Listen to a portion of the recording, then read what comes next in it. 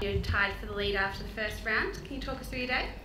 Yeah, kind of it was a good day obviously, but got off to a bit of a slow start early on, just making a few pars and then hit a couple of nice shots and converted them, which was nice to hit them in.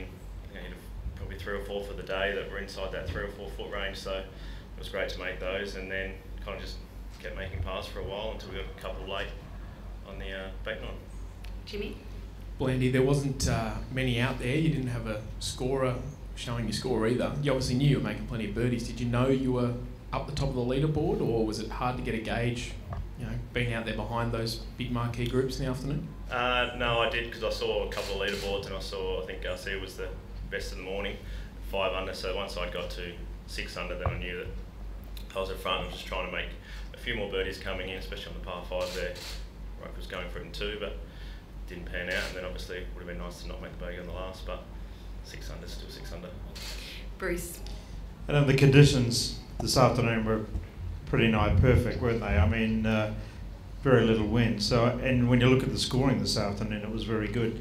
How would you describe this afternoon's conditions? Yeah, I think we definitely had the better side of the draw today. I think it rained a lot this morning, on and off all the time, so it just makes it hard with those holes. It was playing into the wind and raining a little bit longer, but the conditions are perfect. The greens were soft, so we could attack, and I just had some good numbers with my irons, so I just kept attacking as much as I could out there. Jim? The lie on the left-hand side of 18, was it just a bit muddier and wetter than you thought it was going to be, or did you just a little heavy, or? It's just an average golf shot. I didn't do my homework with that green at all. I didn't really know what was long, and all I saw on the book was deep. I was like, well, I don't want to go down there, and I probably hit the wrong club and the wrong shot, and didn't pan out and left myself in a bad position.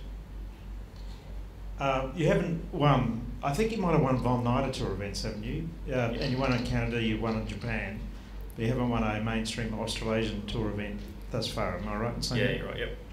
Yeah. Okay, this year, can you just describe this year for you? I mean, you finished, I think you're about 40th on the money list in Japan at the moment. You had a start at the Open. How would you describe your season?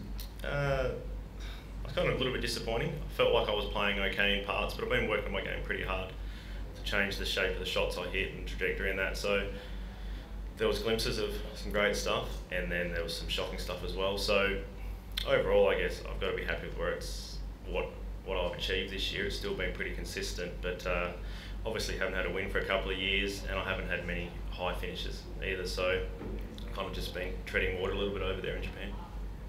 Jimmy? That back 9, do you think it sets up really well for you as a left-hander? You can hit a lot of draws off the tees coming in on the par 4s and 5s, or? If the wind's coming out of the left, then I can hit a draw, yeah. If it's coming out of the right, I've got to hit a draw, no. But I don't know, I don't really think any golf course sets up better for left or right-handers, because everyone hits it differently, and everyone's comfort zones are always different as well on certain holes. So it seemed to be alright for me today. I hit the shots when I needed to hit the good ones, and hopefully I can execute them over the next 3 days. Jim? To follow on from Bruce's question, Adam, how important is it in your own mind to maybe pull off one of the big Australian tournaments and have that as a nice sizable trophy to the collection? Yeah, that's always the goal every year.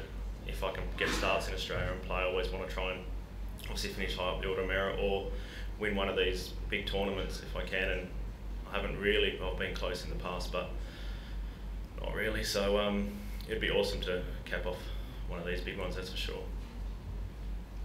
How important to the whole tournament's vibe is it to have someone like Sergio in the field and to just get that feeling that it's a big stage?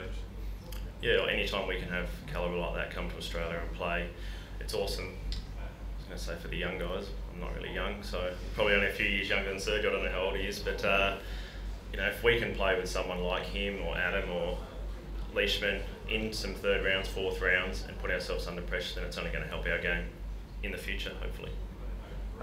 What was the best of your birdies? You say you hit a lot close to sort of 4 foot, but there must have been a pick of the crop. Probably the one on 7. After I hit it down, it's just kind of a little bit of a tricky shot for me with a wind out of the right off the tee, and then just from the fairway, I had a perfect number again and hit it in there, I think 2 foot. What iron was that? I had 9 on. Thanks so much for your time today, Adam, and best of luck. Thank you.